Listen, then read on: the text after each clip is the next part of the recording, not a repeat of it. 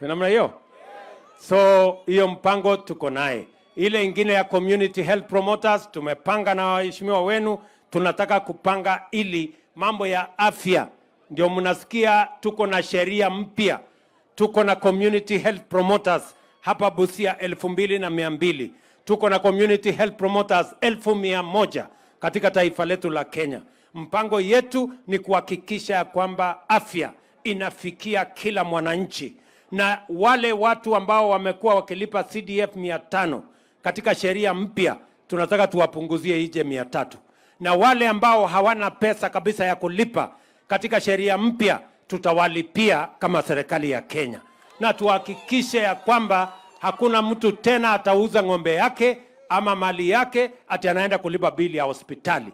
Bili ya hospitali, hata ile ugonjwa saratani, cancer, diabetes, hypertension, ile iko na kisirani na ile iko na kiburi mingi, hata hiyo sasa tuko na hazina maalum ya kuhakikisha kwamba tunalipa ile gharama ya hospitali ya hizo magonjwa.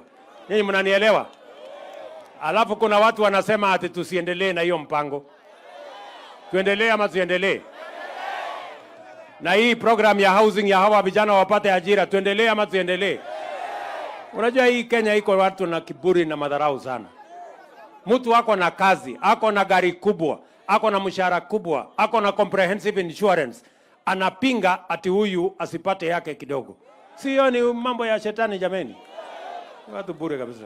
Lakini mimi nitawakalia ngumu. Watapatana na mimi. Ama namna gani? Tuko pamoja? Kwani sasa nyinyi mnafikiri nitanyamaza ati watu wakalie Wakenya wengine? Ati kwa sababu wako na pesa? Ati kwa sababu wanaweza kununua wakili?